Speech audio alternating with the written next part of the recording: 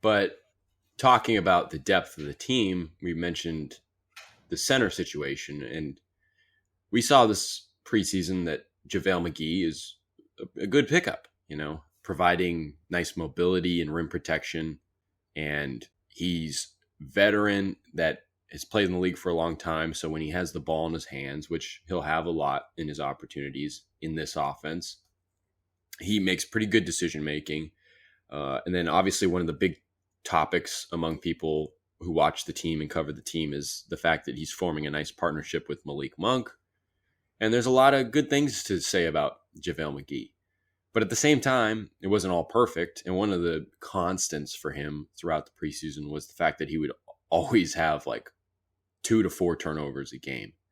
And like Mike Brown said, you can't, in 12 minutes a game, you can't be turning the ball over 2-3 times, 3 or 4 times, At that spot, we can't have him, especially if he's going, and he'll average around 12 minutes or so, but we can't have him, making 3-4 turnovers while he's out there during that time. So that's a little bit of a concern. And to put it into kind of these terms, per 36 minutes this preseason, he averaged 6.4 turnovers. Now, obviously, he's never going to play 36 minutes, but that gives an insight as to how much he's turning the ball over, in his minutes. It's a little inflated there, far too much than what he should be doing. And also, there's just like JaVale McGee moments where I think there were at least 2 or 3 times this preseason where he fouled a 3-point shooter. And as good of a shot blocker as he is, he doesn't always go vertical the way you'd like him to go. So sometimes he'll end up with fouls. And I think the fouls and the turnovers, do kind of put him in a position where he could lose his job. And I think the main reason for that is Alex Len is just so solid and doesn't turn the ball over, has less fouls, in his minutes. And, he's obviously comfortable in the offense. He's been in this offense all last season.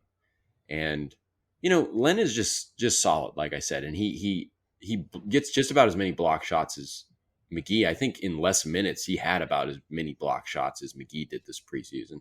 So he's equally as good as a rim protector. We talked about it a lot last season, that his mobility and ability to move seemed a lot better. And one of the things I kept noticing in his minutes, especially in that last preseason game where he got to be the backup center because Domantas Sabonis didn't play and McGee started, is that Len is so sharp in his movements, and his half-court pace for such a big guy is good. He sets the screen. He runs hard to set the screen. He runs hard to roll to the rim. And there's just something about him that's just, he's not, I guess I would put it this way, as opposed to McGee, maybe McGee has a better chance of helping you, but Len has a better chance of not hurting you. So one of the things that I think is really interesting is the fact that as good as McGee is as a pickup, and as much as Mike Brown trusts in him, there's Alex Len there. And I wouldn't be surprised if Alex Len takes that job at some point. I mean, McGee did lose his rotational job last season with the Mavericks. Of course, it's a different situation. But, Alex Len is solid. And Mike Brown had nothing but good things to say about him on Thursday. Alex was fantastic. He was 1 for 5 from the field, but he had 7 boards. I thought he was a monster defensively, too, just being big and trying to do it without fouling. He had 5 blocks, and, probably could have gotten a couple more. Took an elbow to the face, too. He was very, very tough. Set great screens. His screens were fantastic tonight. He had a whole season of preaching from Mike Brown about going vertical a little bit better. I think he's a little more in tune with that. I don't know. McGee's good, but would you be surprised if Alex Len gets a nod at the backup 5 at some point this season? And of course, that's only going to happen if McGee does not bring the turnovers down, or if he continues kind of making silly fouls here and there, which is not as big of an issue as the turnovers. The turnovers is definitely the big issue because he does turn the ball over a fair amount. I could see Alex Len taking the job at points in the season. Maybe not so much like last year, where like Len would come in for a game, or Keita would come in for Metu. where Metu kind of just had the starting or the backup center role most of the season. I think it's going to be more like scattered because I think Alex Len, he's a good player. He showed last year that at the end of last year that he's can be a productive NBA player. I mean, I could see them just trading off like they go on their spurts, kind of like in longer spurts that like than Kata and Lynn were getting for Metu last season.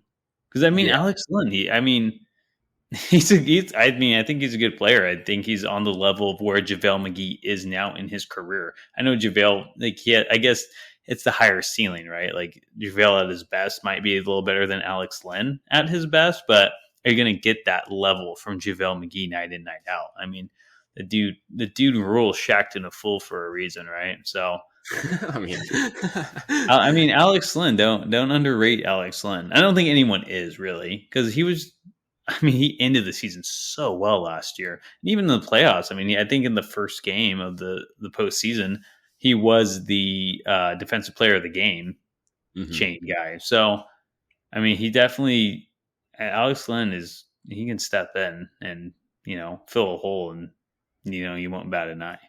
And maybe you want that to kind of happen where they're trading off significant segments of the season being the backup center because, as you said, McGee's 36 or he's going to be 36 or in January, I think. And then Len didn't play a full season last year, and we saw him play so well because he was fresh, Yeah. So maybe you kind of want that. Maybe that's just a benefit, and it will be a little more 50-50 or 60-40. But yeah, like you said, don't sleep on Len. And it's such a far cry from last season where it was just constant searching for that backup five. As soon as the Holmes thing fell through, which was very quick, they had to go with Metu for a long time. And I think Mike Brown trusted Metu to maybe get better and play within himself and play the way that they want to play and utilize his strengths as a quicker five. But that just never really materialized, and it really hurt his cause, Metu's that is, that he didn't shoot threes. Maybe you don't want him shooting threes, but again, as we've said, he did close the season prior out pretty well from three, and he always kind of had that. It was never like promising, but it was a possibility that he could add some stretch element. And another thing about Len, too, is he took a couple of threes this preseason. He looked a little more ready to take that shot when it was there. They didn't always look good. I think he maybe airballed one of them. So it's not like the best shot, but you saw McGee in the Jazz game. There were a couple times where Walker Kessler just kind of sagged off McGee and said, like, we'll take a shot. And McGee took 2 or 3 mid-range shots and they just clunked off the rim. And you don't want him taking that shot. So yeah, it's kind of another element to Len that's kind of interesting. We talked about it before last season because he shot, I think, like 40% in Eurobasket. So it was like, can he bring a shooting element? And I think he must know that can be one of the, aside from not turning the ball over as much and just kind of being solid, that it can be another thing that separates him from McGee. But there's not a lot of separation between the two, I would say. And that's a good thing. But yeah, I don't know. Don't sleep on Alex Len.